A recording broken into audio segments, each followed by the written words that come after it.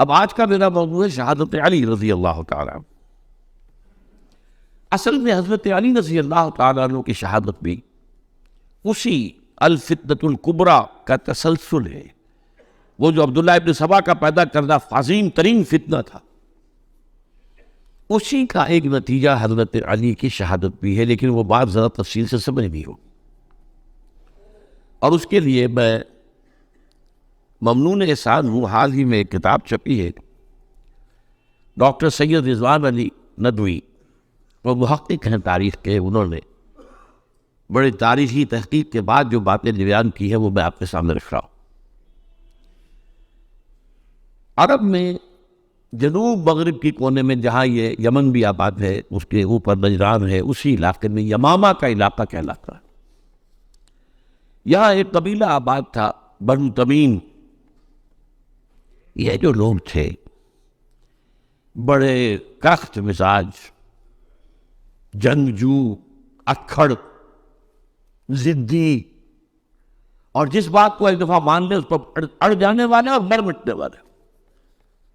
یہی سے فتنہ پہلا اٹھا تھا. سب سے بڑا جو نئے جھوٹے نبی کھڑے ہوئے تھے ان میں سب سے بڑا تو مسیلمہ کذاب تھا. یہی پہ علاقہ تھا. اور اس کے خلاف اس فتنے کی سرکوبی میں کتنے صحابہ، 1200 صحابہ ایک جنگ کے اندر شہید ہوئے، جن میں 500 جو ہے وہ وفات ہوئے رضی اللہ تعالیٰ عنہ. تو یہ لوگ جو یہ تھے بڑے زور دار. اس قبیلے کے بارے میں حضرت عمر رضی اللہ تعالیٰ عنہ نے ایک بڑی عجیب حکمت عملی اختیار کیا ہے. ان کو وہاں سے اکھاڑ کر اور ایران کی سرحدوں پر آباد کر دیا، اب جہاں پر جہاد ہو رہا تھا، تاکہ ان کے اندر جو یہ جنگجوئی ہے یہ اب اس مقصد کے لیے استعمال ہو. اب وہ دارالاسلام کی توسیع کے مقصد کے لیے استعمال ہو. اور وہ ہوئی. حضرت عمر نے 2 چھاؤنیاں بنائی تھی رضی اللہ تعالیٰ، کوفہ اور بصرہ. کیونکہ ظاہر بات ہے کہ اب جو اسلام کا دائرہ پھیل رہا تھا اور اسلامی حکومت پھیل رہی تھی، اور زیادہ تر جو ہے مشرق کی طرف پھیل رہی تھی، ایران اور خراسان وغیرہ کی طرف. تو اب مدینے سے اس کا کنٹرول اتنا آسان نہیں تھا، فاصلہ تھا. تو چھاؤنیاں بنائیں تاکہ یہ اس سرحد کے اوپر یہ موجودہ مرکز رہے یا فوجیں موجود رہیں. کہیں کوئی بغاوت ہو تو اس کو کچلنے کے لیے وہ قوت فوری طور پر دستیاب ہو سکے. یہ لوگ ہیں کہ جو عبداللہ ابن سبا کی فتنے سے سب سے زیادہ متاثر ہو. ان کی مزاج میں وہ کجی تو تھی نا. حضرت عمر بھی ان کا جو ایک مضبوط کنٹرول تھا انہیں دبائے رکھا ہے، اور ان کا رخ جو ہے ایک دوسری طرف موڑ کر اس سے اسلام کو فائدہ پہنچایا. لیکن اس کے بعد جب فتنہ جو آیا یہ عبداللہ ابن سبا، تو سب سے بڑھ کر یہی لوگ اس کے ماننے والے، اور انہی میں سے وہ لوگ تھے جنہوں نے جانیں بھی دے دی ہے، جنہیں حضرت علی نے زندہ جلایا ہے. اس لیے کہ وہ کہتے تھے کہ علی خدا ہے. اے علی تم خدا ہو، تم ہمیں آگ میں جلا رہے ہو، یہ تو تم ہمارا امتحان دے رہے ہو.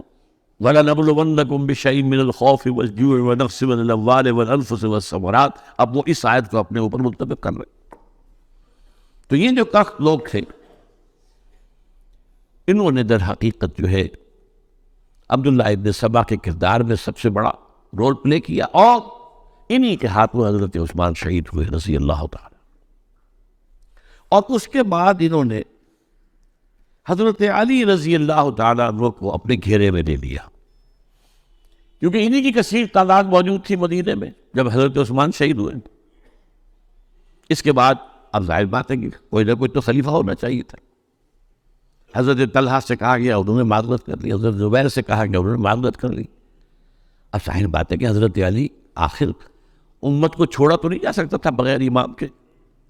انہوں نے قبول کر لی، اگرچہ حضرت حسن روکتے رہے کہ ابا جان یہ ان لوگوں کی بیعت جو ہے آپ قبول نہ کریں.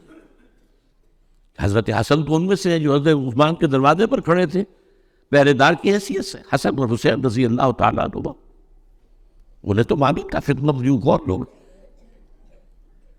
اس کے بعد حضرت علی رضی اللہ تعالیٰ عنہ نے اسی حکمت سے، جس حکمت کے تحت حضرت عمر نے یہ چھاونیاں آباد کی تھی، دارالخلافہ بھی مدینے سے کوفہ منتقل کر لی ہے تاکہ پورے عالم اسلام کو کنٹرول کیا جا سکے اس مرکز کے ساتھ.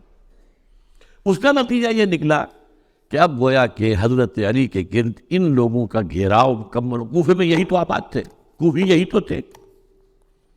حضرت عمر نے انہیں لا کے یہاں آباد کیا تھا. جب حضرت علی نے کوفے کو اپنا دارالخلافہ قرار دیا تو گویا کہ ان کا پھر عمل دخل بہت بڑھ گیا. ایک طریقے سے یہ کہا جا سکتا ہے کہ انہوں نے اب حضرت علی رضی اللہ تعالیٰ عنہ کو اپنے محاصرے میں لی. چنانچہ جنگ جمل کے موقع پر یہ ہوا ہے کہ صلح ہو گئی تھی. حضرت عائشہ رضی اللہ تعالیٰ عنہ کے جو نمائندے تھے اور ادھر سے حضرت علی, صلح ہو گئی تھی. طے ہو گیا تھا کہ ہاں قاتلین عثمان کو جو ہے اس کو سزا دی جائے گی, قصاص لیا جائے گا حضرت عثمان کی قتل کا. لیکن ان لوگوں نے 10,000 آدمی کھڑے ہو گئے کوفے کے اندر, ہم سب قاتل ہیں عثمان کے, لوگ قصاص ان سے اگر لے سکتے ہو. جس کے نتیجے میں اور انہوں نے جنگ شروع کر دی. اور جب جنگ شروع ہو جائے تو پھر اس کے بعد تو کوئی نہیں دیکھ سکتا کیوں شروع ہوئی, کیسے شروع ہوئی, کس نے شروع کی. اب تو یا مارو یا مرو, دو ہی باتیں ہوتی. 10,000 مسلمان ایک رات میں شہید ہوئے جنگ جمل میں. اب اس کے بعد حضرت علی رضی اللہ تعالیٰ عنہ کی خلافت جو ہے حضرت علی معاویہ نے ماننے سے انکار کر دی. جب تک قاتلین عثمان کو سزا نہیں دیتے ہم بیعت نہیں کریں. یہ نہیں کہ دعویٰ کیا ہو کہ میں خلافت کا حقدار ہوں, یہ نہیں, لیکن یہ کہ آپ کو ان کو سزا دینی چاہیے. اب یہ تھا وہ مخبصہ جس میں حضرت علی رضی اللہ تعالیٰ عنہ وہ فرماتے تھے میرا ساتھ دو تو میں ان قاتلین عثمان سے سزا جو ہے ان کو سزا دے سکتا. ادھر انہیں پتا تھا کہ میں سرنڈر کرتا ہوں تو مجھے علی تک تو پہنچنے کوئی نہیں دے گا, راستے میں وہاں ختم کر دیں گے رضی اللہ تعالیٰ عنہ. تو یہ پیچ تھا ایک جو ایسا پڑا ہے. اب اس میں جب حضرت معاویہ اور حضرت علی کے مابین فیصلہ کن جنگ ہوئی, جنگ صفین سے کہتے,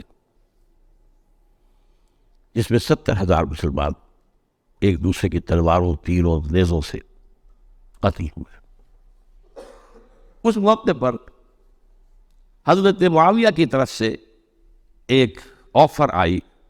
قرآن مجید کو نیزے پر اٹھا کر لوگوں نے کہا کہ یہ خوریزی بند کر دو, ہم قرآن کا فیصلہ ماننے کو تیار. حضرت علی دیکھ رہے تھے کہ یہ اصل میں میری فتح کو شکست سے بدلنے کا پروگرام, تقریباً فتح میری ہو چکی. لیکن یہ جو طبقہ تھا یہ انہوں نے کہا نہیں بڑی ٹھیک بات کہہ رہے, وہ مانیے ان کی بات جنگ پر کی. انہوں نے ہی یہی لوگ تھے جنہوں نے مجبور کیا حضرت علی کو کہ وہ تحکیم پر رضامند ہو جائے. اس کے بعد تحکیم میں جو معاملہ ہوا, حضرت علی حضرت عبداللہ ابن عباس کو اپنی طرف سے حاکم بنانا چاہتے تھے. یہ اڑ گئے نہیں, یہ اڑ جانے والے لوگ, اور یہی اصل قوت تھے, وہاں ساری طاقت تو انہی کی تھی. تو انہوں نے ابو موسیٰ اشعری کو اپنی طرف سے مقرر, وہ بہت نرم خو آدمی تھے, انہیں بناؤ. بہرحال جو بھی بات طے ہوئی, اب تاریخ کی روایتوں میں اختلاف ہو سکتا ہے. کہا یہ جاتا ہے کہ طے تو یہ ہوا تھا حکمین کے مابین, ادھر سے ابو موسیٰ اشعری, ادھر سے عمرو بن العاص رضی اللہ تعالی عنہما, کہ آپ اپنے جو کلائنٹ ہیں حضرت علی آپ انہیں معزول کر دیجئے, میں معاویہ کو معزول کر دیتا ہوں. پھر جو ہے مسلمان فیصلہ کرنے کسی اور کی عمارت. انہوں نے کھڑے ہو کے کہہ دیا میں علی کو معزول کرتا ہوں, اور عمرو بن العاص نے کہا کہ میں معاویہ کو قائم کرتا ہوں. اب یہ ہے روایت, واللہ عالم اس میں کتنا سچ ہے کتنا جھوٹ ہے. میں کوئی مورخ نہیں ہوں, میں کوئی تاریخ کا محقق نہیں. اس کے بعد جو ہے اب یہ لوگ انہوں نے کہا کہ مانیے تحکیم کو, اور جب انہوں نے حضرت علی نے اس تحکیم کے فیصلے کو ماننے سے انکار کیا تو باغی ہو گئے, حضرت علی کو کافر قرار دیا, اور جا کر ایک جگہ پر حرورہ ایک جگہ تھی وہاں پر جا کے جمع ہو گئے, جتھا بندی کی بہت بڑی طاقت پر محبت کر دی.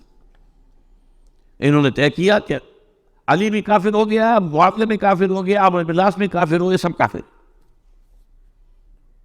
حضرت علی کی طرف سے ایک گئے سفیر ان سے بات کرنے کے لیے, تو انہوں نے کہا تم ہی نے تو کہا تھا کہ تحکیم کو تسلیم کرو, کہ ہاں ہم نے گناہ کیا تھا کفر کیا تھا، ہم توبہ کی ہم نے. اگر علی بھی مان لے کہ میں نے مان کر کفر کیا تھا، اب میں توبہ کرتا ہوں، تو ہم ان کو بات مان لیں. اب حضرت علی اس طرح کا جھوٹ کیسے بولتے ہیں؟ انہوں نے تو کوئی کفر نہیں کیا تھا. مہارا انہوں نے پھر بھی نرمی برتی کہ دیکھو اگر تم کوئی خونریزی نہیں کرو گے، فساد نہیں مچاؤ گے، تو میں تمہیں کچھ نہیں کہوں گا.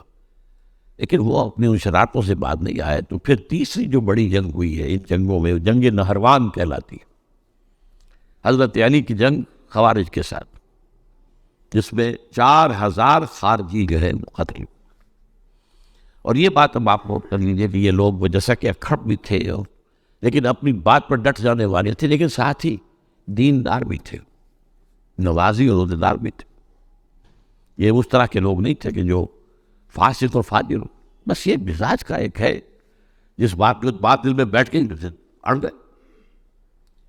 تو یہ اصل میں انہوں نے پھر فیصلہ کیا کہ اور تو ہمارے بس میں اب کچھ نہیں ہے، ان تینوں کو قتل کر دیا جائے، علی کو بھی اور معاویہ کو بھی اور عمرو بن العاص کو بھی. تو ایک جگہ ان کی سازش ہوئی، 3 آدمی معین ہو گئے، ایک ہی وقت کا طے فیصلہ ہو گیا، فلاں تاریخ کو فجر کے وقت تم جاؤ، وہ تم کوفے کی جامع مسجد میں، جب علی نماز جماعت کرا رہے وہ خنجر مارو انہیں. اور یہ اس کا نام ابن ملجم تھا، خارجی، یہ وہی لوگ بنو تمیم کے لوگ. دوسرا جو تھا وہ دمشق میں حضرت معاویہ کو ختم کرنے، شہید کرنے کے لیے پہنچ گیا. تیسرا مصر پہنچ گیا حضرت عمرو بن العاص کو. اب یہ بات اللہ کی طرف سے ہے، یہ تو اس کی مشیت ہے، اس کا فیصلہ ہے.